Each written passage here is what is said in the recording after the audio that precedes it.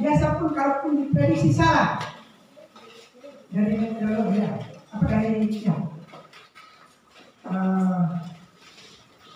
nggak meninggal untuk meramal kondisi cuaca ya, dari meteorologi.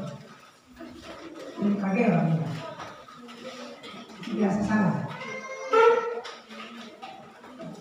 Dia sendiri mungkin lebih awal ataupun setelah prediksi. Jadi untuk hambatan mungkin sebelum saya masuk di sini terjadi, tapi angin kencang yang sifatnya itu sudah tergolong bencana, tapi dampaknya hanya 1-2 kata itu memang ada.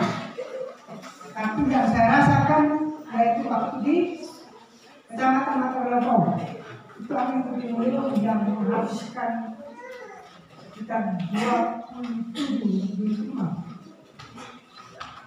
dengan 2 gereja dengan 1 posyandu. Itulah perang yang bencana. Dia tidak memandang siapa. Jadi semua yang ada di depan dihabiskan. Nah, langkah atau penanganannya juga sama, hampir mirip dengan gempa tadi. Ya, yaitu pertama kita bangun rumah yang kokoh tahan angin. Kalau orang semua pakai menara, berarti menara itu juga harus kayu yang kuat, bikin sambungan yang kuat. Mau dipakai paku atau baut yang harus kuat. Bagi tahan angin. Tapi namanya batuan hendak harus rusak, tetap rusak. Tapi kita sebagai manusia untuk mengantisipasi dan mengurangi risiko itu, kita bikin bangunan yang kuat. Terus tadi itu penghijauan tadi seperti yang gempa tadi, membuat penghijauan untuk menahan daerah atas perlintasan angin. Jadi angin itu biasa kekuatannya itu dari atas, bukan angin dari bawah naik ke atas ya. Angin itu dari atas, dari buang hampa udara, dari itu. Nah, untuk menangkal itu, yaitu kita buat apa? Kita penghijauan tanah itu pohon, ya.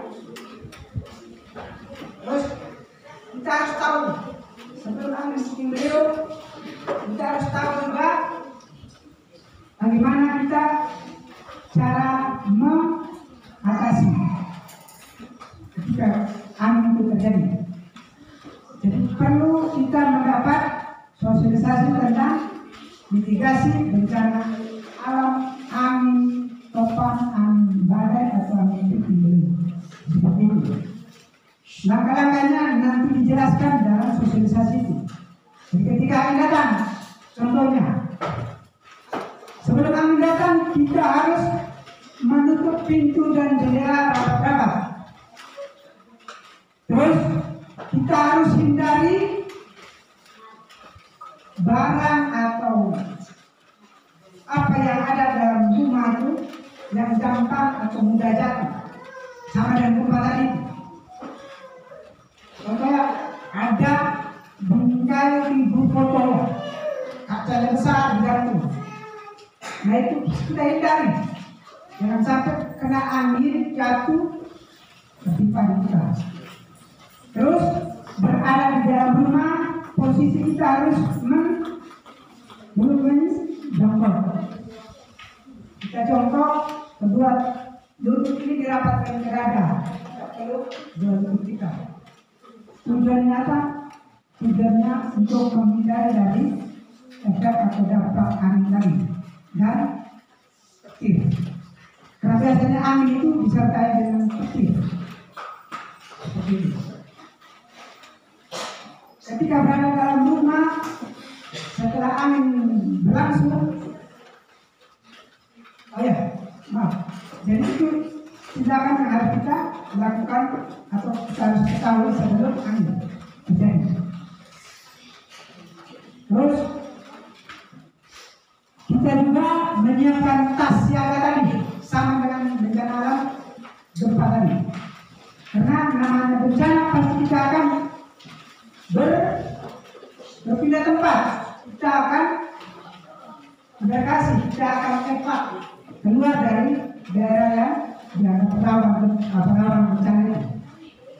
Oleh karena itu hal-hal yang perlu kita siapkan yang tadi seperti sampaikan gempa tadi, yaitu tas siaga. Di situ ada simpan obat, simpan surat-surat, bahkan makanan ringan, siap saji, terus senter, fluid, seperti itu ya. Bahkan kalau ada lembaran atau seperti edaran dari Badan Penanggulangan, yaitu ada peta wilayah rawan bencana, itu kalau ada pegang. Jadi kita lari itu kita bisa tahu, saya sudah masuk daerah ini, oh ini aman, oh ini tidak aman, ya kita harus bicara di situ. Nah, itu memang ada, artinya di kantong disimpan dalam kas daerah. Nah setelah itu kita masuk ke saat angin.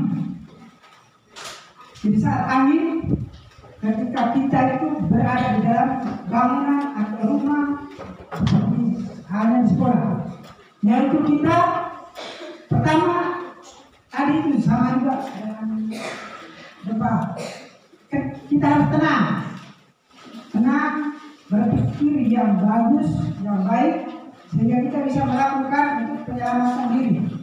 Nah, di situ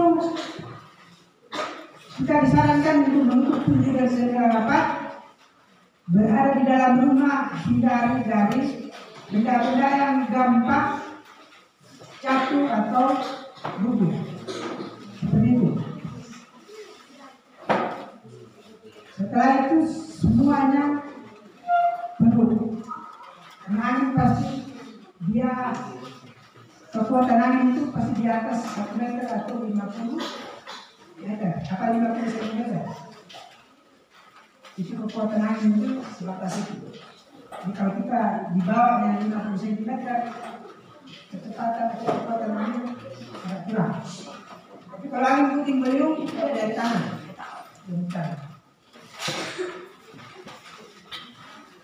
Terus pas gempa tidak boleh berada di tangga, ya hindari. Kalau memang ada dalam bangunan bertingkat, hindari dari tangga, karena rawan ketika angin hempas kita bisa jatuh.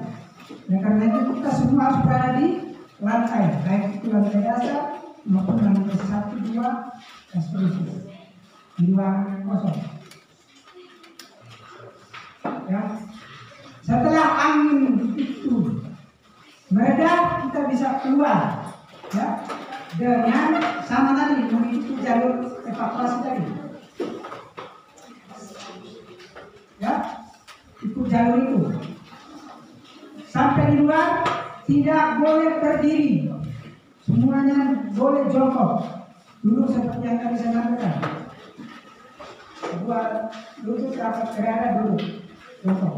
Intinya jongkok dulu, karena kita takut nanti angin lagi susulan. Dan kita juga menghindar dari itu. Jadi tidak boleh tiarap, ya. Jadi jangan sampai ketika ada angin puting atau angin badai, ya, kita keluar terus cari tempat kosongnya, lapangan begitu kita tiarap. Tidak boleh. Kita harus jongkok dulu seperti itu. Dan tindakan selanjutnya seperti halnya yang dijumpa tadi, mendata, mengecek keamanan, keselamatan diri dan rekan. Setelah itu baru tindakan setelah angin, badai angin itu kita dilarang dulu untuk masuk ke area atau tempat yang terjadi tadi, terjadi angin tadi. Kita dilarang dulu karena di sana masih ada hal-hal yang perlu kita hindari, yang dianggap rawan. Contoh, setelah terjadi angin ini ada jaringan listrik macet, mati lah. Tapi arusnya masih jalan. Di situ ada rawan korslet. Bisa kena stroke, bisa menyebabkan kebakaran. Mungkin di situ ada tempat yang rawan dengan gas beracun, atau di situ ada tempat yang ada cairan yang hubungannya dengan air. air ya, tapi di situ ada bahan kimia yang berbahaya. Nah itu makanya kita dilarang dulu untuk masuk ke area atau daerah yang lalu menimpa itu. Jadi kita harus tunggu perintah. Ketika dinyatakan nyaman baru kita masuk. Setelah itu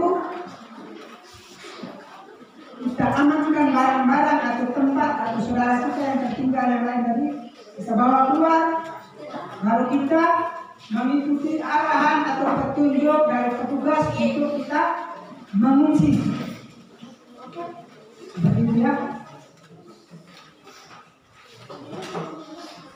Jadi itu untuk penanganan mitigasi bencana alam angin topan, angin puting atau angin badai. Sama halnya juga dengan bencana banjir. Nah di sini ada beberapa daerah yang ada tinggal itu ada rawan banjirnya. Contoh daerah aliran sungai yang melewati beberapa desa di sini adalah Maidang,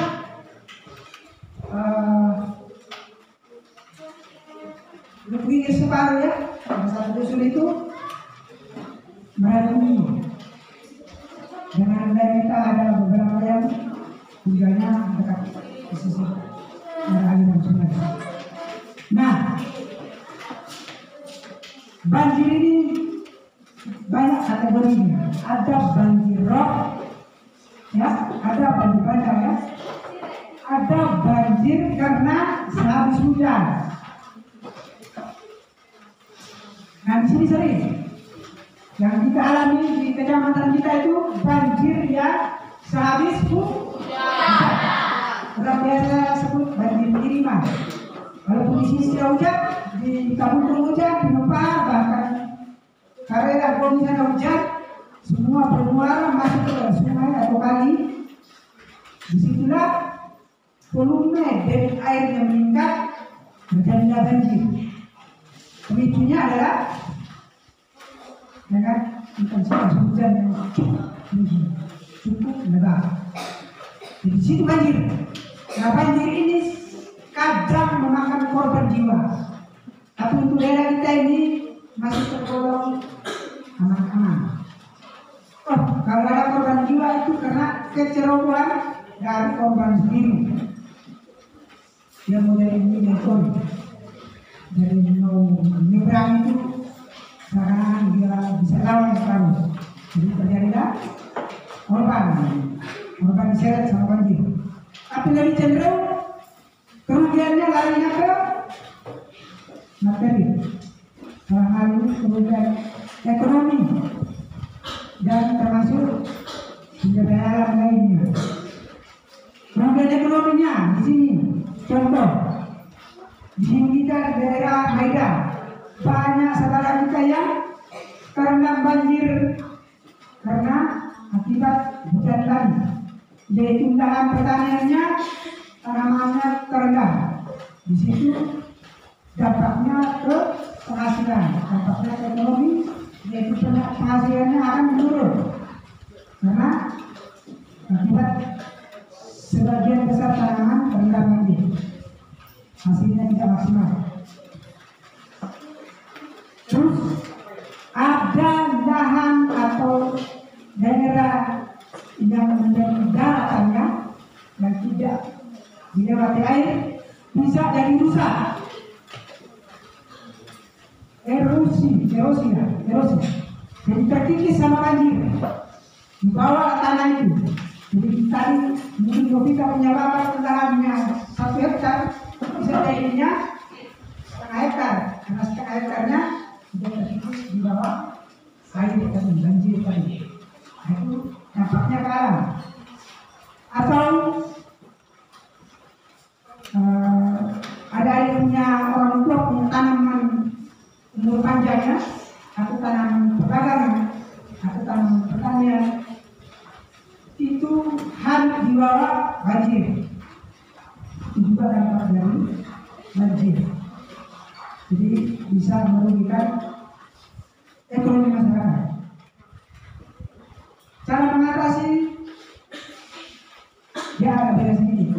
Yaitu Pertama, menjaga alam dengan cara apa?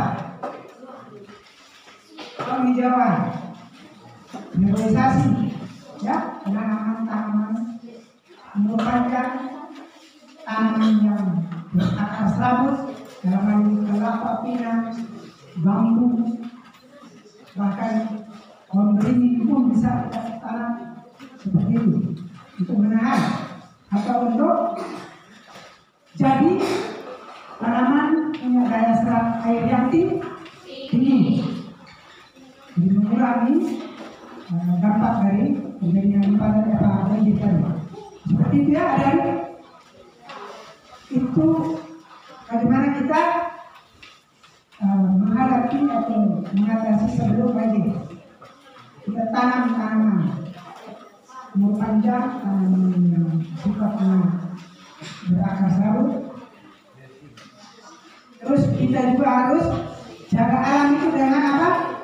Tidak boleh menebang pohon sembarangan. Kalau kita sih tidak terlalu.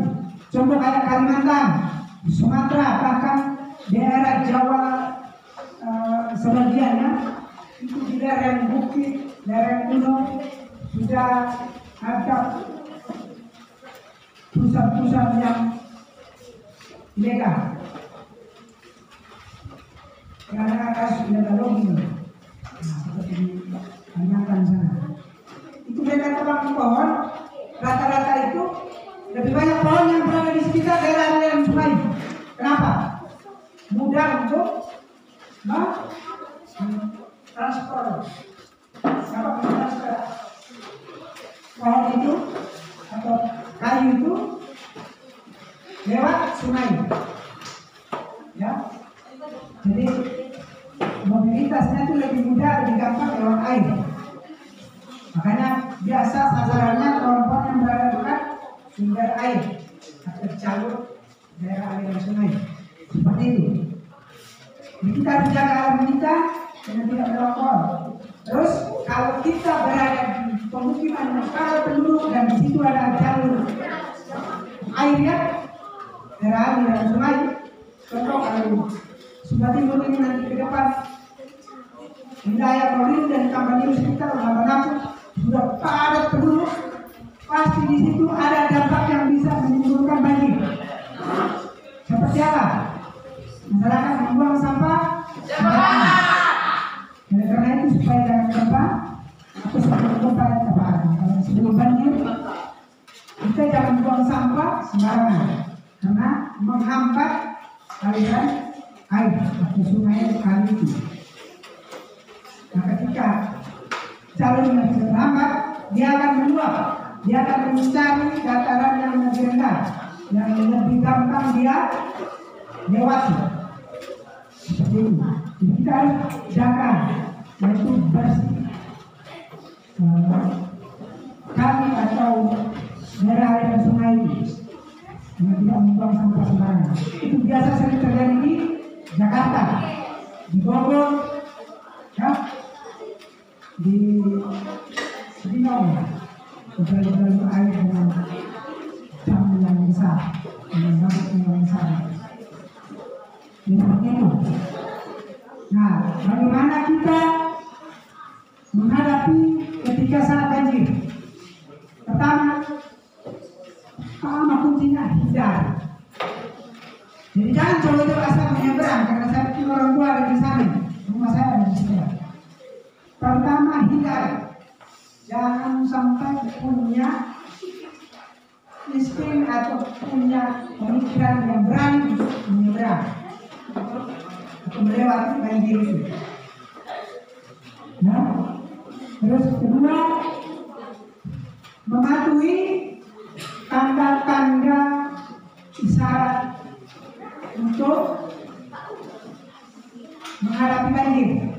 Ya, biasanya tuh contoh kalau di Lampung, di situ ada waduk dan ada penjaganya. Dia bilang tidak boleh main di area sekitar ini karena tidak menutup kemungkinan dengan intensitas hujan yang cukup tinggi nanti debit air bisa naik ke neraca atau ukuran yang sudah ditulis di bendungan itu, ya, kan ada kita lihat. ada ukurannya. Kalau sudah melebihi garis dengan angka yang tulis merah, itu kan bahaya. Berarti bahaya. Mau itu pintunya besi beton, besi ulir, atau pintunya tembok beton, tetap bisa. Seperti itu. Jadi kita patuhi dulu, kita hindari seperti itu. Itu kalau banjir. Terus kita mengungsi, mencari tempat yang lebih tinggi. Dengan apa kita mengungsinya? Ya dengan membawa setakan.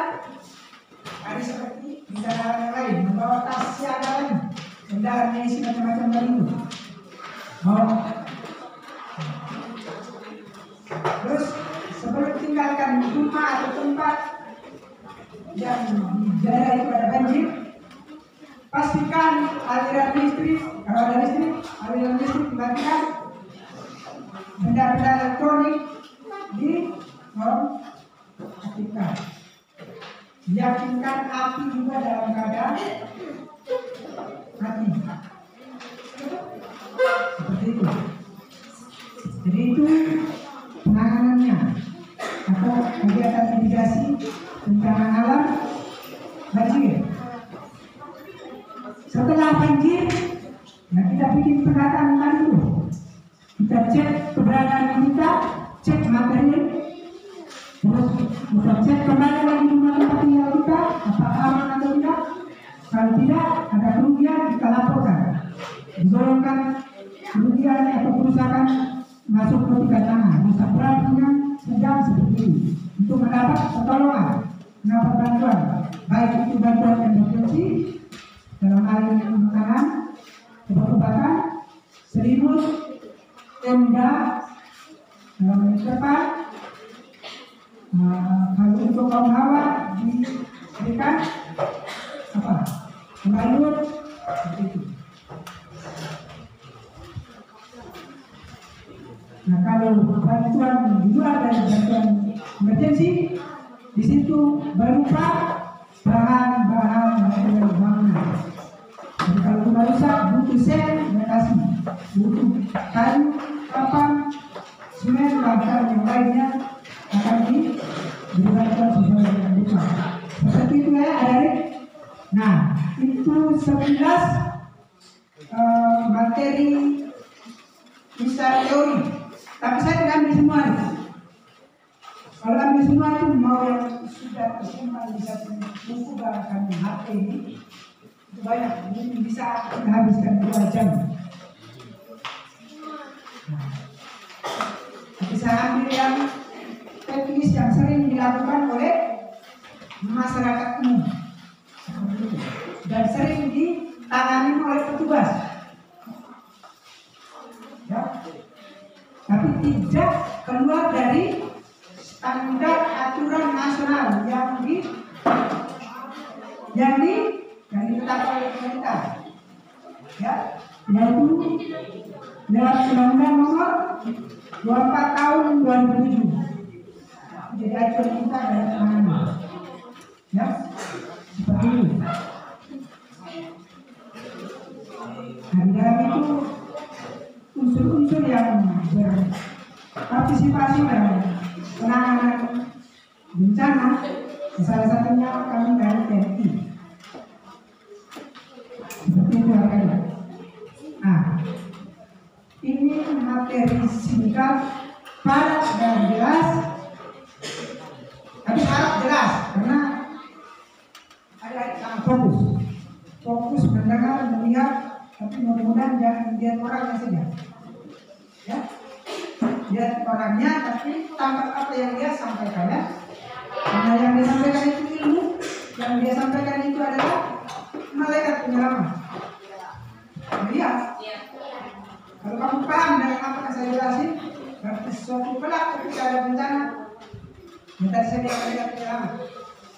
Dia itu yang menyelamatkan tentang beliau apa? Pemikirannya, beliau otakmu. Kalau kamu paham tadi. Seperti dia. Tapi sebelum terus kita mulai dengan simulasi atau bahan. Bisa minta guru atau ada yang fokus saya ya, karena saya juga mau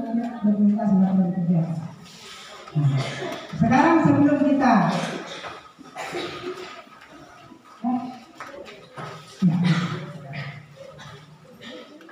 Nanti kita simulasinya itu kita simulasi untuk evakuasi. Ya. Nah. Tapi sebelum itu anggap saja kita evakuasinya, terus kita bikin pertolongan pertamanya, anggap saja nanti di luar, tapi kita bikinnya di dalam dulu.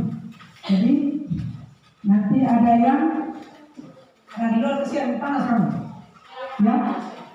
Nah, jadi nanti ada yang dari tangan patah ikat dulu, nanti kau jangan lari, yang lain lari nanti arah keluar, jadi kau ikut susu badak untuk biasa. Jadi di sana kan sekarang kita membuat pertolongan pertama di sana, mengelak panas. Jadi sini yang tadi saya sampaikan ada kain. Kain apa namanya ini?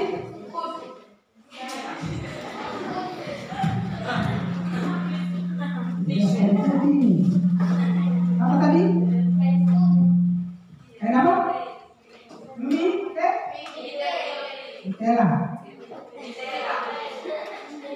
Kain mitela ini fungsinya untuk membalas luka, ya, membalas luka dan mengikat alat bidai.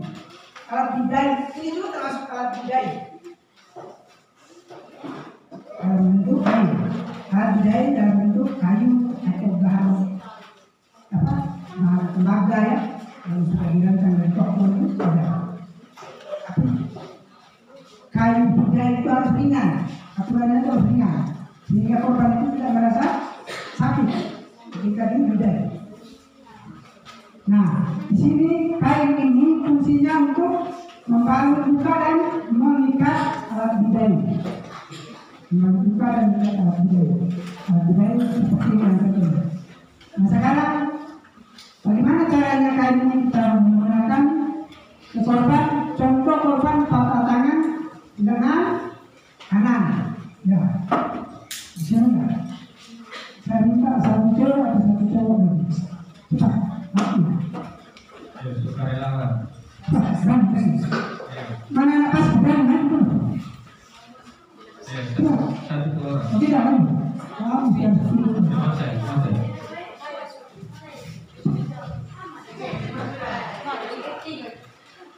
ya. Jadi langkah atau tindakan yang harus kita ambil dalam penanganan pertolongan pertama pada kecelakaan yang dialami oleh korban, yaitu kita harus pertama tadi apa? Memberi rasa nyaman ke korban dengan menanyakan kondisi keadaan korban, ya.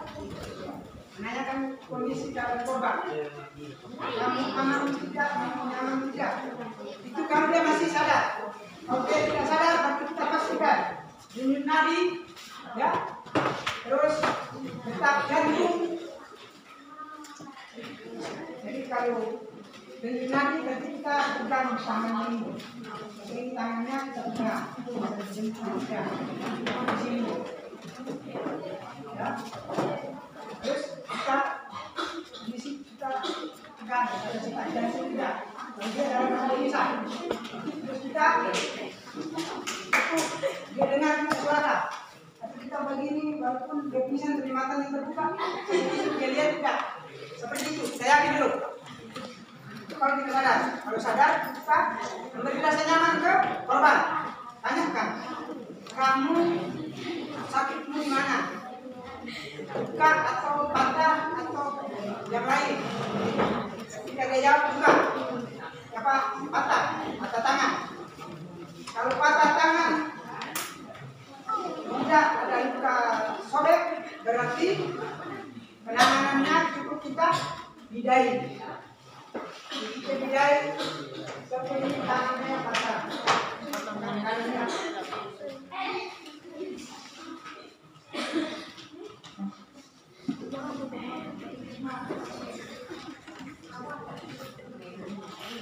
Kalau dengan kanannya patah di sini, Berarti kita ikat dulu ya.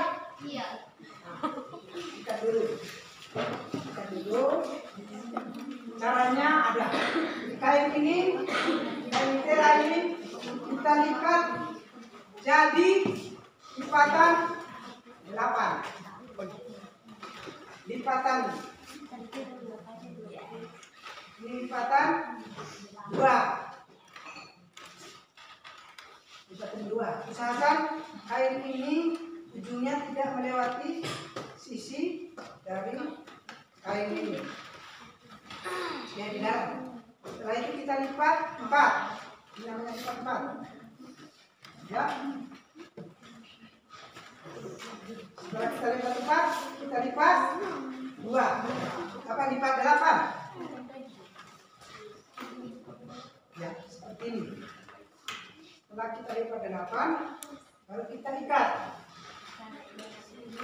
Sebelum kita ikat, saya mau jelaskan dulu. Alat bidai kayu ini juga harus dilapisi dengan kayu.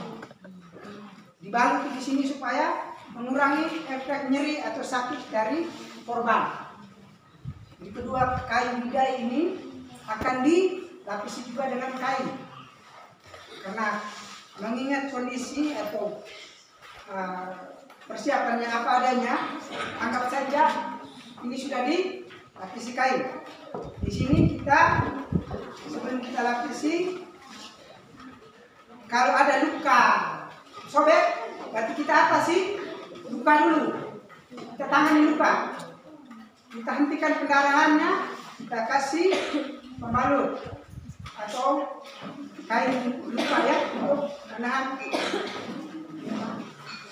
keluarnya darah. Setelah itu baru kita ikat. Kalau tidak ada luka langsung kita ikat. Cara ikatnya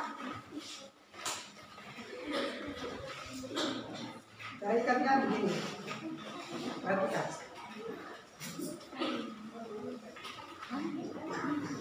Kalau dengan begini dua ikatan.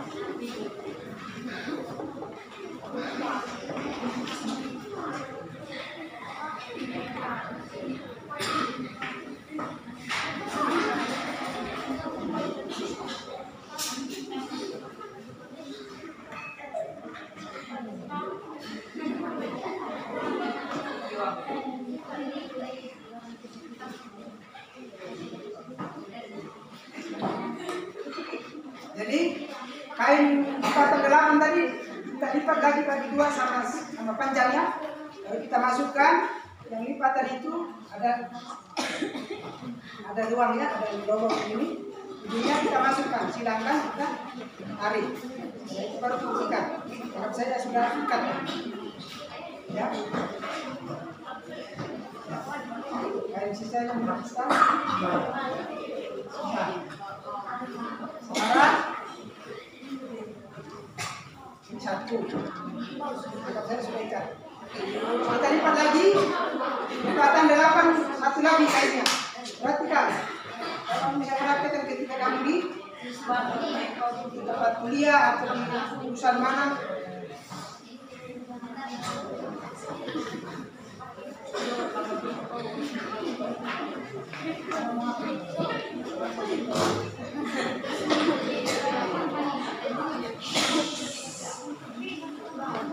ini juga sama.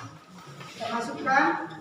Usahakan kita menangani korban, kita harus berdiri di arah tempat sakitnya. Jangan kita dari belakang ini.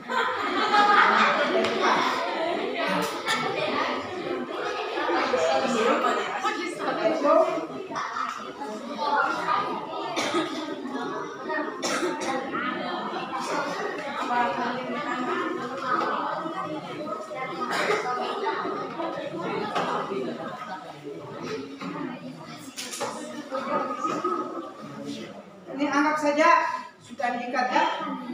Posisi patahnya di sini ya. Jadi kita ikat jangan di atas atau pas posisi patahnya. Bisa berdampak sakit nyeri yang berlebihan di area tempat patah. Misalkan di antara. Setelah itu, jadi ini karena kita prakteknya alangkah dari ya. Sebenarnya si korban ini harus dibaringkan atau ditempatkan di tempat yang nyaman. Ketika penanganannya dia merasa nyaman dan tidak ada efek dari pertolongan itu. Jadi jangan sampai dia rasa sakit lagi ketika kita nolong, lebih sakit lagi. Tapi karena mengingat kondisi tempat, ya kita anggap saja ini di tempat yang sudah nyaman. Terus itu kita bikin kain bendera ini, kita bikin dari kain untuk gendongan untuk tangan. Nah di sini anggap saja ini Novita pada tangan kanan, berarti kainnya itu ujungnya ujung dari dua sisi yang sebagai sisi segitiga ini, tiga kain ini, dia berada di sini. Dia berada di lurus dengan siku, ya, lurus dengan siku. Setelah itu ujung yang atas ini kita silakan di sini. Nah, setelah itu kita arahkan tangan korban ini ke sini, ya. Setelah kita arahkan, yang ujung bawah ini kita angkat. Kita angkat, kita silakan, kita ikat di belakang. Ya.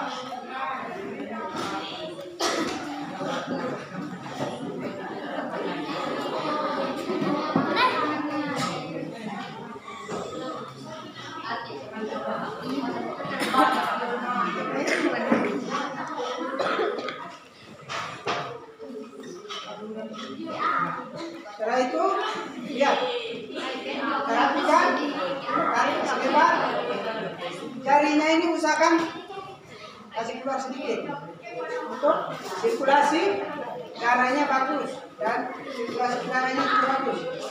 Terus yang sisa ini ada yang punya peniti. Peniti. Kita punya peniti. Ada tidak? Peniti.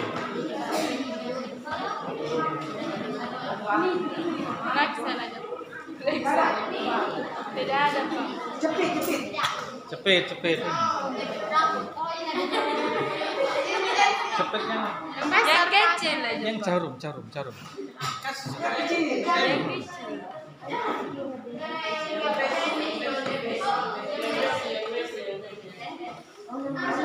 Pentul yang biasa Sekarang pentul.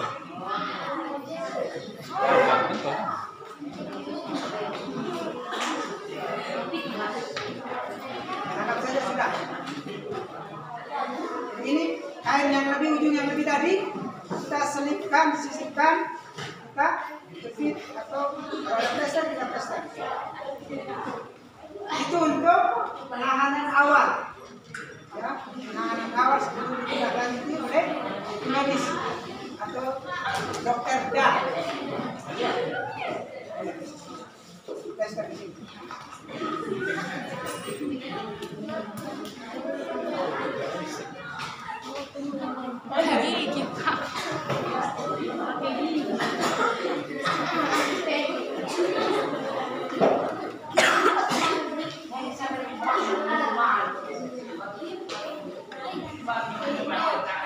Ini yang patah ya, patah. Nanti ada yang luka dipakaikan.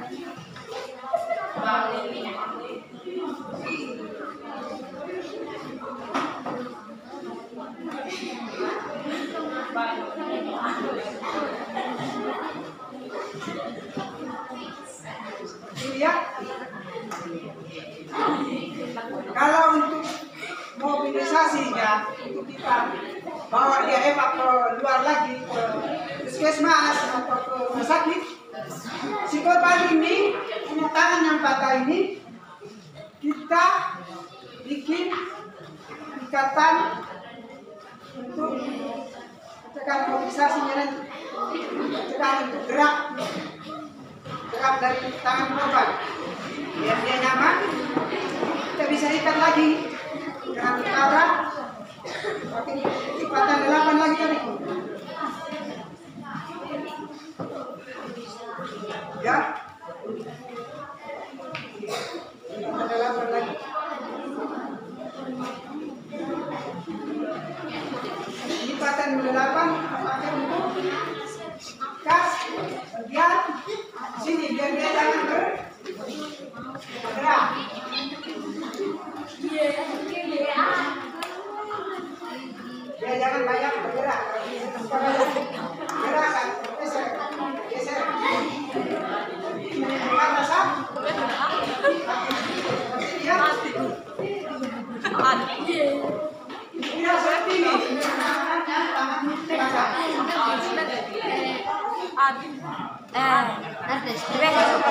Jadi baru kita minta bantuan dari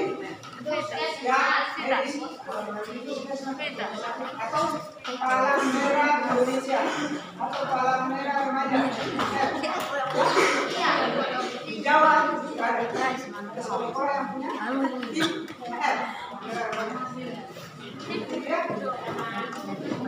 Nah, ini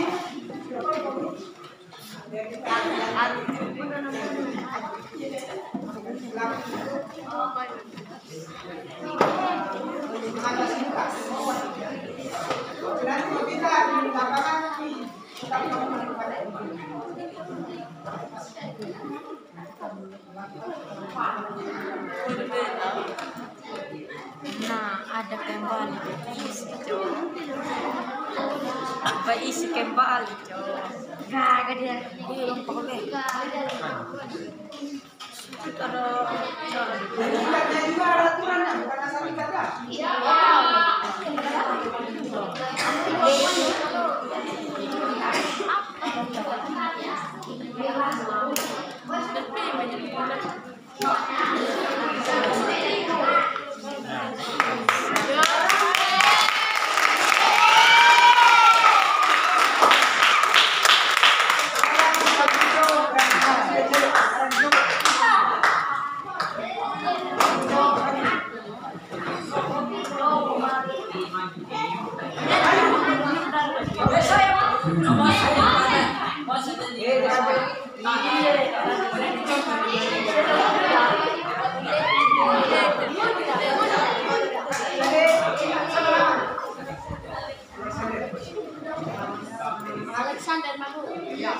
Jadi teman-teman beratkan. Ayo, tolong. Teman yang di depan ini, Alexander ini dia mengalami luka sobek karena benturan benda keras akibat dari bencana gempa tadi, yaitu runtuhan bangunan yang mengenai kepalanya saat dia evakuasi dari keluar dari bangunan. Nah, di situ penanganannya ketika dia dicek ini kumpul ternyata ada korban yang tertinggal di pintu keluar, ketemulah si Alexander ini terkapar dengan darah, lukanya di atas kepala, luka di atas kepala. Jadi gimana caranya?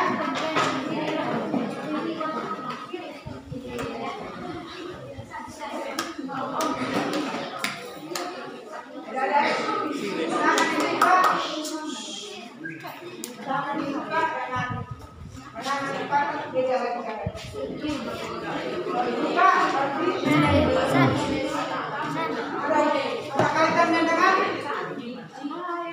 dengan apa? Sterilisasi. Berarti kita harus steril. Baik kain kita, baik itu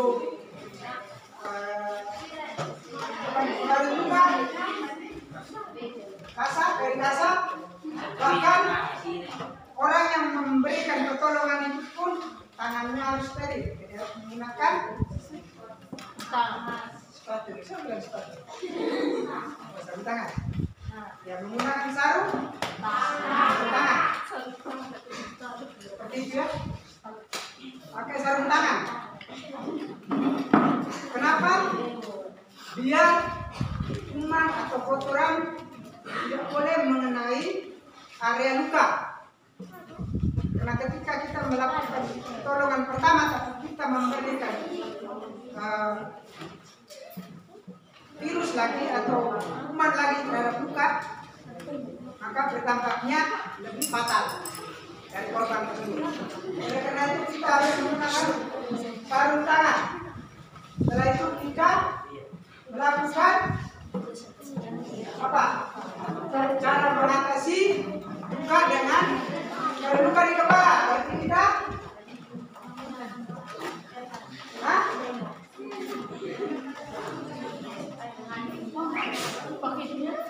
dengar, perhatikan sana tuh.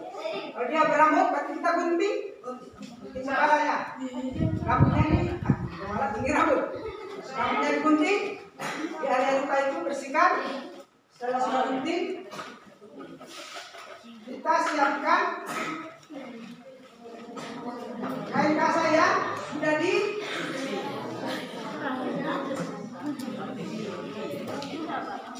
saya berangkat saja ini kain kasa yang sudah diberi obat untuk penahan darah ya.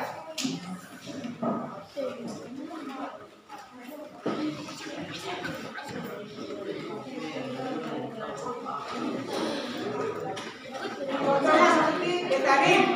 Kalau tidak betadin, jadi sebelum kita kasih obat, kita cuci dulu ini luka ini, kepalanya ini dengan air mengalir. Berarti kita bisa pakai air aqua. Tidak, bersihkan. Setelah bersihkan, kita kasih obat penahan. Kita kasih obat penahan ataupun berhenti aliran darah. Jadi di situ bisa tadi, tapi untuk dunia kesehatan, kalau saya lihat di puskesmas masih ada, rumah sakit umum, rumah sakit besar sudah.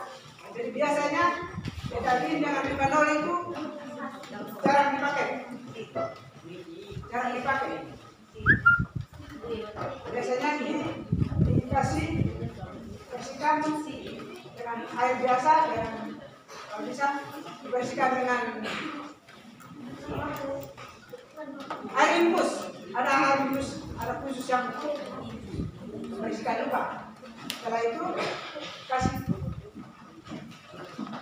betadin, tapi tidak boleh banyak atau tidak boleh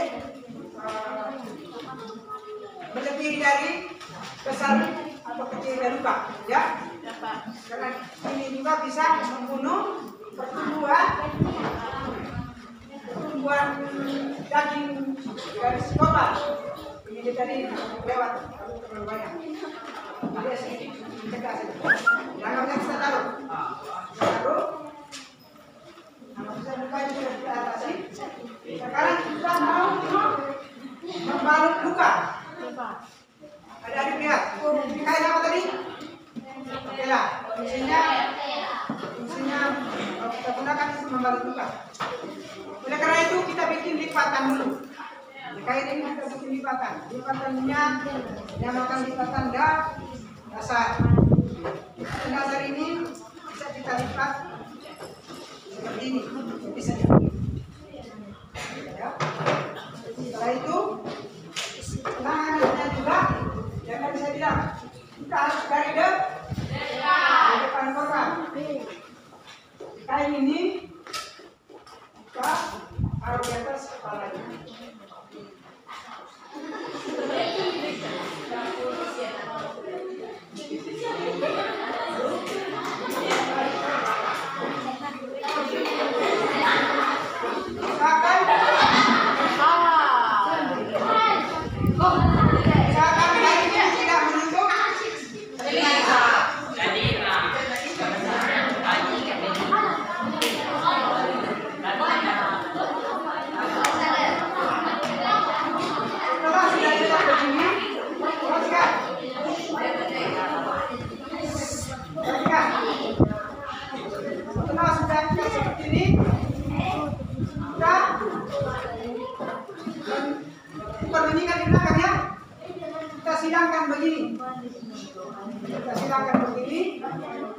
Kita tarik lagi ke depan. Ya. Kaki kayu. Ini lupa ya. Kaki depan.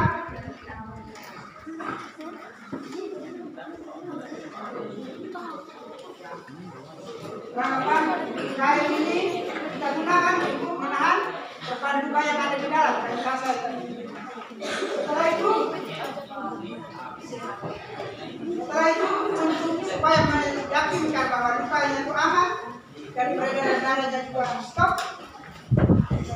supaya dia jangan merasa pusing, kita yakinkan supaya darahnya stop, kita tarik ujungnya, ujung belakang ini yang masih lebih ini,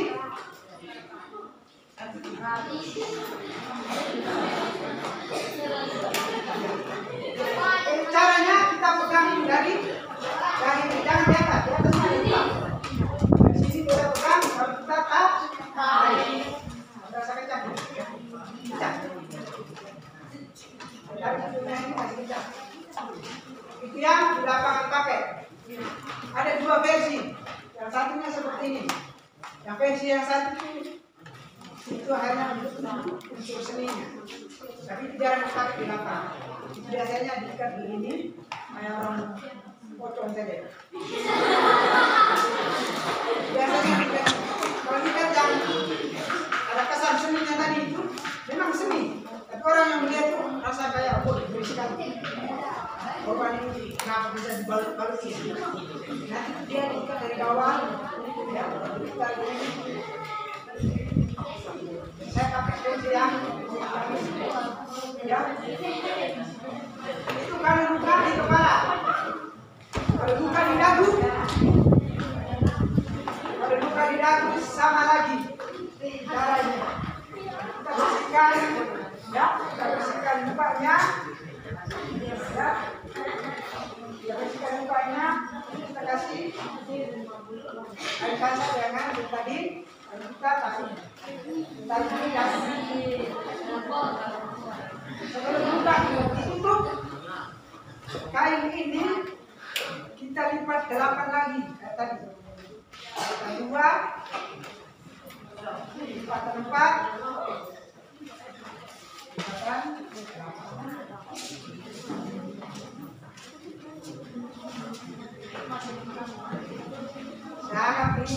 sudah bisa tutup lukanya. Sekarang tinggal ikat. Kita juga sama, kita posisi dari depan. Ini sama.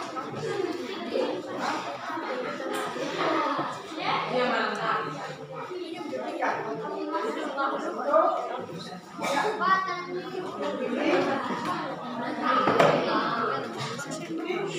Jaga dari belakang ini, belakang ke atas. Lalu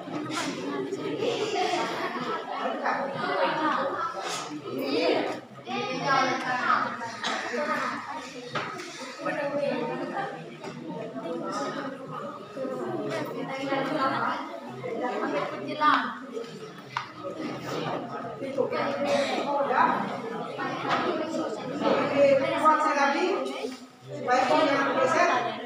Sekali lagi kita ikat lagi, kita matikan di belakang.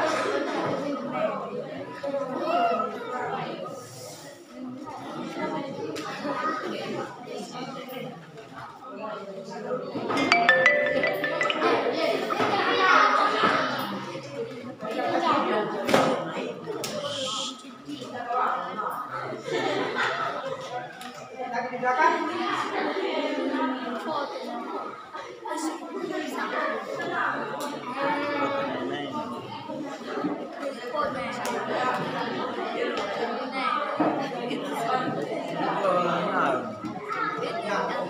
Kain yang kerja ini bisa kita sediakan.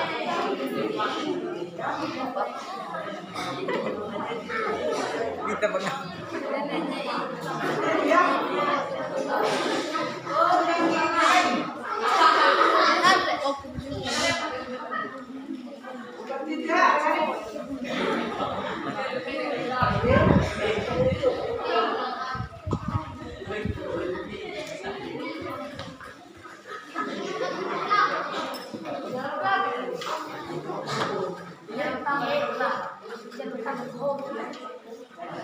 Itu penanganan jika kita korban mengalami luka, kita sobek.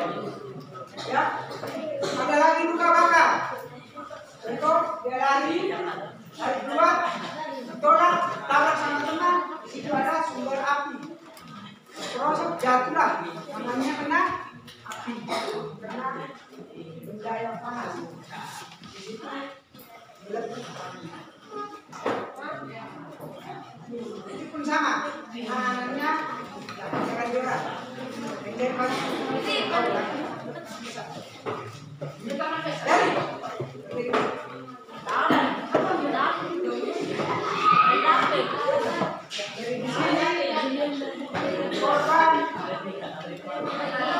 korban sama dengan kepala tadi. Korban ini dia tangannya ya.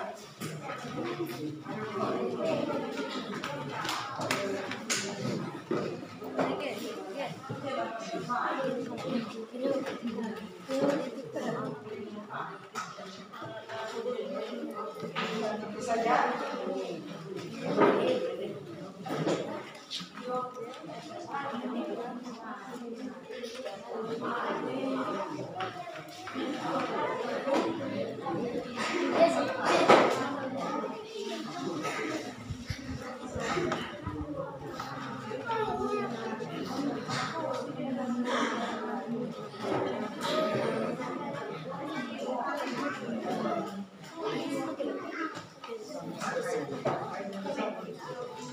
kain ini juga kain jendela ini ada ukuran masing-masing. Ada kecil, ada yang sedang, ada yang besar sesuai dengan kondisi korban.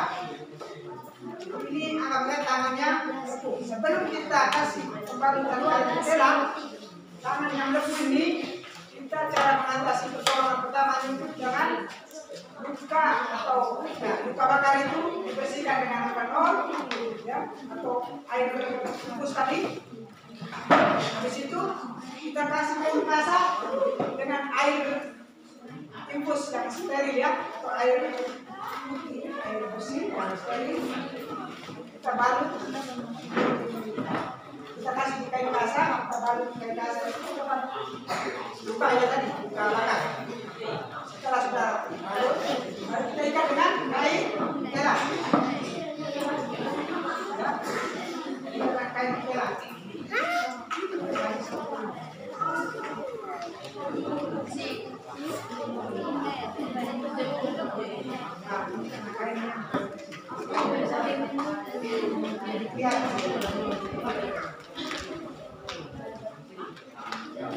Jadi penanganannya beda dengan luka bakar atau luka sobek, luka yang mengeluarkan darah. Kalau luka bakar begini, adik-adik, tangannya karena luka bakar ini tidak boleh ditutup keras atau ditutup apa. Yang penting kalau kain basah yang tadi sudah basah, cukup diletakkan. Kemudian dia menempel, kita baru dengan kain jendela. Ikatan di sini juga jangan terlalu peres, cukup. Kita kasih ruang supaya ada sirkulasi udara. Biasanya itu orang sebelum memberi kain jendela, biasanya dia kasih kayak plastik begitu. Itu di atas buka, apa di atas balik yang kain basah tadi pakai air yang basah, lalu dikasih plastik. Karena di situ ada ruang udara yang bersirkulasi. Bagi itu dengan kain jendela. Ya, jadi itu ada 3 cara mengatasi teman atau orang yang mengalami cedera akibat bencana alam. Kalau pertama kita lakukan ya.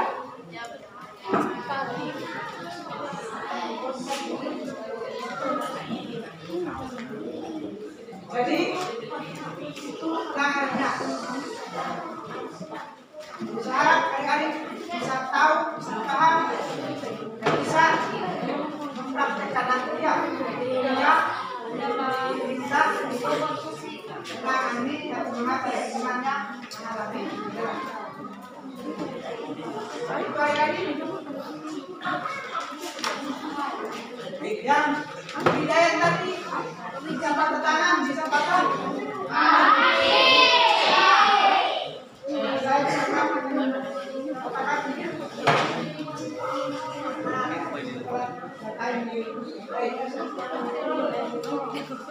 patah kaki ini panjang pendeknya, jahit patah kaki tungkai atas, tungkai bawah. Tapi sesuaikan dengan ukuran luas atau panjang kaki dan korban. Jadi ini standar dulu, kurangnya tinggi. Lagi tinggi lagi, kita sambung lagi. Sambung, kali bidai lagi.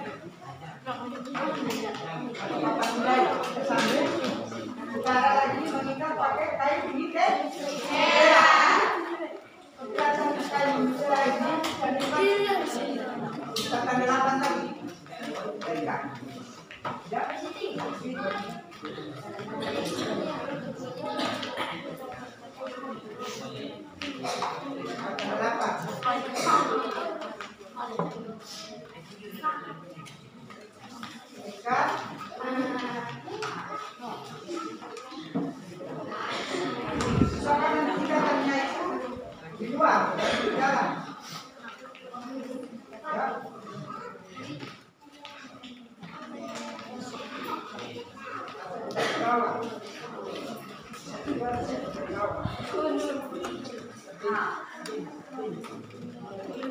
Apa di desa?